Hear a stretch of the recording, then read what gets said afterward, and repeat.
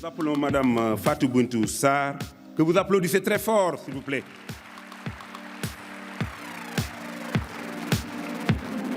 Que le CAMES récompense pour la première fois les projets des programmes thématiques de recherche, 60 millions cette année. Ce projet s'est distingué pour son projet pluridisciplinaire et fédérateur. Sous vos applaudissements, s'il vous plaît.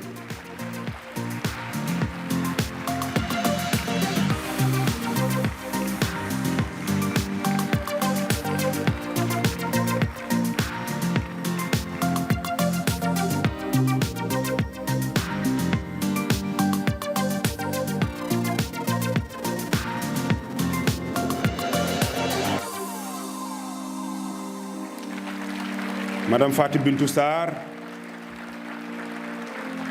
de l'université de Thiès, Université Iba Der Thiam, qu'on applaudit très fortement, entouré de M. Bertrand Bachi, secrétaire général, et son Excellence M. le Président de la République, M. Cheikhou Oumaran, ministre de l'Enseignement supérieur, de la Recherche et de l'Innovation.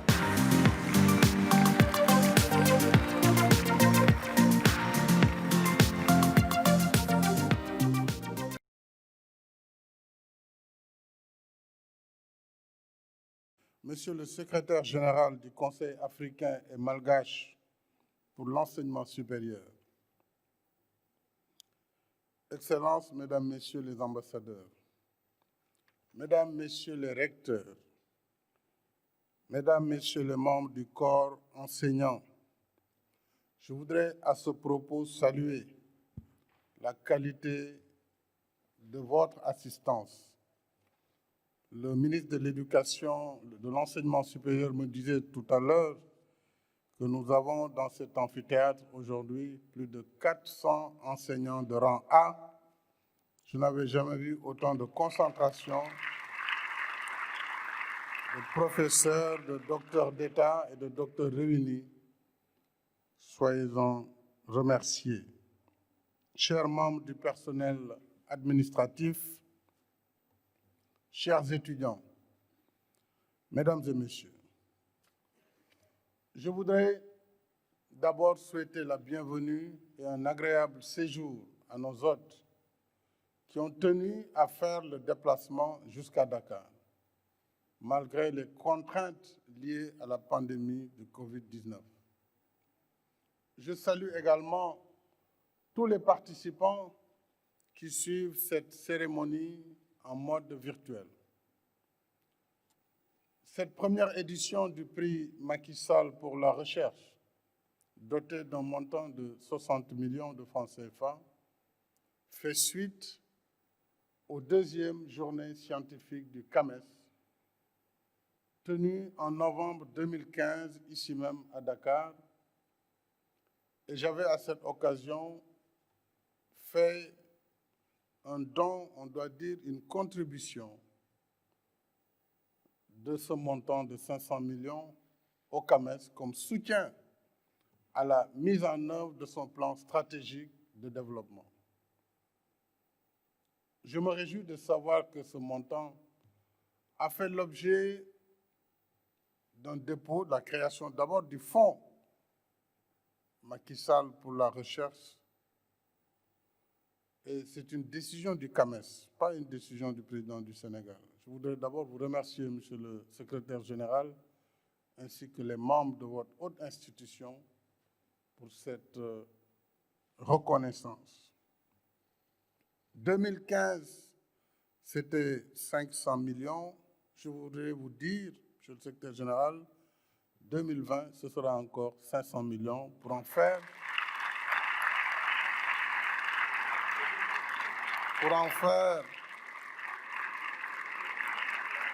merci beaucoup. Pour en faire un fonds en réalité de 1 milliard de francs CFA qui devra permettre de générer des intérêts pouvant prendre en charge des éditions annuelles. Au-delà d'ailleurs de cette contribution, je demanderai à certaines institutions comme la Banque africaine de développement de contribuer à alimenter le fonds de la recherche du CAMES. Le CAMES mérite le soutien de ses États membres parce que depuis sa création en 1968, il participe à nos efforts d'intégration africaine par la voie académique, celle qui forme et éclaire les esprits par le savoir et le savoir-faire. Un prix pour la recherche en Afrique n'est pas un acte de prestige, mais une nécessité de premier ordre, parce que malgré nos efforts, le soutien à cette activité de recherche, qui est une activité essentielle au progrès de l'humanité, reste encore insuffisant dans nos pays.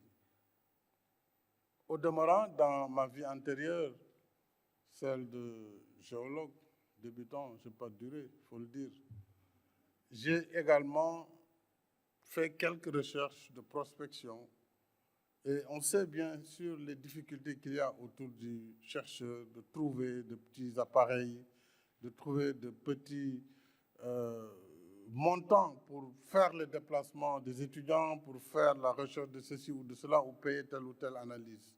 Donc il est essentiel que les États accompagnent les chercheurs africains. Ce prix donc est d'abord pour moi un acte de foi, fondé sur une expérience personnelle, je l'ai dit, mais il traduit surtout mon engagement résolu dans la promotion de la science, de la technologie, de l'innovation comme vecteur de progrès à l'ère où la maîtrise du savoir et du savoir-faire trace les nouvelles lignes de démarcation entre les nations.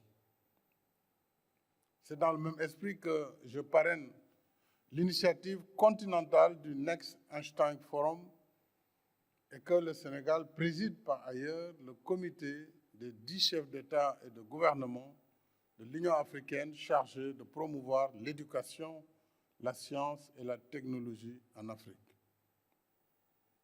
Et c'est toujours dans ce même esprit que j'ai instauré le Forum national du numérique, dédié en particulier aux jeunes et doté du Grand Prix du Président de la République pour l'innovation numérique. L'édition de cette année vient de se dérouler il y a une semaine et est dotée d'un prix de 30 millions de francs CFA. À mon sens, nos pays doivent tout faire pour ne pas rater la révolution du numérique, au risque de courir une marginalisation irrémédiable de notre continent. Au cœur de l'enseignement, de la formation et de la recherche, le CAMES, fort de son expérience d'un demi-siècle et au-delà de ses missions académiques, le CAMES donc doit jouer un rôle catalyseur dans la vulgarisation de la science, de la technologie et de l'innovation en Afrique. C'est pourquoi j'accepte volontiers, Monsieur le Secrétaire général, d'accueillir le sommet des chefs d'État du CAMES et nous verrons la date la plus opportune au courant du premier semestre de l'année 2021. Par ailleurs, une des conditions, à mon avis, est d'aider à rendre plus convivial l'apprentissage de la science et de la technologie de façon à susciter chez nos élèves et étudiants davantage de vocation dans ces domaines. Les pédagogues sont unanimes à estimer que la façon d'enseigner est déterminante pour que l'apprenant comprenne, assimile et s'approprie le contenu de l'enseignement. Il y a assurément un défi que nous devons relever pour drainer plus d'effectifs vers les filières scientifiques et techniques. L'adage le dit, tout excès est nuisible. Lorsque nous avons environ 70%, voire 75% des bacheliers qui sont issus d'une seule filière, cela pose problème. Il nous faut inverser cette tendance. Renforcer donc le nombre de bacheliers dans les séries scientifiques. Et cela est un travail qui doit débuter Déjà à l'école primaire, où on renforcera le calcul, les sorties de terrain, mais aussi la promotion dès le CM2, la 6e des documentaires scientifiques pour créer cette culture, cette curiosité scientifique de nos enfants. Je pense que là, il appartient à l'Académie des sciences et techniques du Sénégal, aux enseignants que vous êtes, d'aider l'État dans la formulation des curricula pour justement susciter cette vocation scientifique. D'autre part, la pandémie Covid-19 nous rappelle encore plus que par le passé combien le numérique et ses applications multiples vont révolutionner notre façon de vivre, d'interagir et de travailler. Aussi, avec les mutations rapides dans la recherche et le renouvellement des savoirs, les limites objectives des méthodes traditionnelles d'apprentissage éclatent au grand jour. Je me rappelle, nous avions encore des, je ne sais pas comment on les appelait à l'époque, ces rétroprojecteurs. Le professeur écrivait avec des transparents. Je crois que ça n'existe plus. Normalement, les transparents, les stencils qui étaient tirés à la Renault. Aujourd'hui, les enfants, c'est le iPad, c'est aussi vraiment l'écriture sur écran tactile, ce qui fait qu'on n'a plus besoin de consommer du papier, donc de détruire nos forêts, mais c'est surtout l'interaction, mais aussi l'expansion de cet enseignement à travers la planète entière. Le cours donné à Diamniadio ici, à l'université Amadou Mahtar Mbow, ou à l'université Iba Der Thiam de Thiès, puisque vous êtes à l'honneur, est un cours qui peut être suivi en Californie, qui peut être suivi au Botswana, qui peut être suivi en Chine. C'est ça la nouveauté.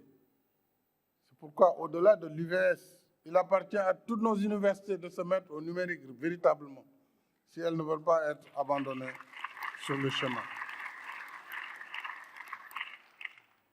Il nous faut donc affronter les nouveaux challenges, qui sont les challenges de notre temps. La concertation que nous avions engagée sur l'avenir de l'enseignement supérieur, organisée en avril 2013, répondait à cet impératif. Par la suite, le Conseil présidentiel, tenu à l'issue de ces assises en août 2013, avait permis à l'enseignement supérieur de se doter pour la première fois de son histoire d'une feuille de route consensuelle déclinée dans 11 décisions pour une université plus performante dans la production et la transmission des savoirs. Dans la même lancée, nous avons élargi la carte universitaire avec la création de nouvelles universités. L'Université virtuelle du Sénégal, avec ses espaces numériques ouverts. L'Université Amadou Mahtar Mbow de Diamniadio. L'Université El Hadji Ibrahima Niass du Sine Saloum à Kaolack. Et la transformation de ce qui furent des centres régionaux universitaires vers des universités réellement, comme l'Université Alioune Diop de Bambey, l'Université Assane Seck de Ziguinchor, en plus des deux qui étaient là, Gaston Berger et Cheikh Anta Diop. À cela s'ajoute la mise en place d'instituts supérieurs d'enseignement professionnel, les ISEP, et la création plus récemment du campus franco-sénégalais pour enrichir l'offre de formation universitaire au niveau public. Bien sûr, entre-temps, au niveau du privé également, il y a eu beaucoup de développements dont il faut se féliciter. Nous avons également interconnecté l'ensemble de nos universités publiques et souscrit des abonnements à des bases de données pour ces universités. Cependant, des efforts plus soutenus restent à faire pour réduire le coût de la connexion, et ça je m'adresse aux compagnies de télécommunications ainsi qu'aux opérateurs, et renforcer la mise en ligne des cours et l'utilisation optimale des ressources numériques dans notre espace universitaire. Par ailleurs, le programme de 100 laboratoires est en cours d'exécution. Il a connu quelques retards. Je viens de m'assurer que ce programme sera achevé au cours de l'année 2021. Mais nous avons aussi acquis pour le Sénégal un supercalculateur d'une puissance de calcul phénoménale, puisqu'il est doté d'une capacité de 1,57 teraflops, c'est-à-dire 1 million de milliards d'opérations à la seconde. C'est énorme, mais également de nouveaux microscopes électroniques, de nouvelles possibilités s'offrent donc aux chercheurs des pays membres du CAMES, que nous invitons à aussi partager ces ressources. Et surtout, il nous faut réaliser vraiment cette ouverture vers les chercheurs africains qui veulent avoir ou réaliser leurs travaux en s'épargnant de voyages coûteux vers l'Europe. S'agissant en particulier des ressources humaines, en plus du recrutement en cours de 400 postes dans les universités, donc de postes d'enseignants du supérieur, l'effort d'amélioration des conditions de vie et de travail des personnels universitaires s'est traduit par la réforme des titres et grades avec comme impact financier, vous le savez, une augmentation nette des salaires de 30 à 40%. L'augmentation également des indemnités de logement du personnel enseignant et de recherche, mais ça c'est l'ensemble du personnel enseignant, même du primaire. L'instauration d'un fonds de solidarité pour certains enseignants et chercheurs partis à la retraite avant cette réforme de 2017. J'avais été très touché par le plaidoyer des professeurs qui étaient venus me voir, ainsi que des membres du SAES, qui avaient remercié qui avaient de la gratitude pour ce qui avait été fait, mais ils avaient beaucoup de peine pour leurs collègues partis quelques années à la retraite et qui, naturellement, étaient restés dans des proportions assez faibles d'allocation. Alors, il s'est passé une chose, j'ai dit, je ferai les efforts, mais vous aussi, vous ferez des efforts. Donc, vous allez augmenter votre charge horaire, ce qu'ils ont accepté, en ajoutant 1 heure de cours de plus, n'est-ce pas, gratuitement, enfin, ce n'est pas gratuit, mais c'est affecté à la solidarité, et l'État a débloqué des ressources pour que ces enseignants également partis avant 2017 puissent bénéficier des mêmes pensions de retraite. Et je peux dire qu'aujourd'hui au Sénégal, pour les enseignants du supérieur, le montant de l'allocation varie entre 70 et 85% du salaire net, du dernier salaire net avant la retraite. C'est énorme. Il y a eu l'augmentation substantielle des budgets des universités. Bien sûr, que ce soit sur le volet pédagogique comme sur le volet social.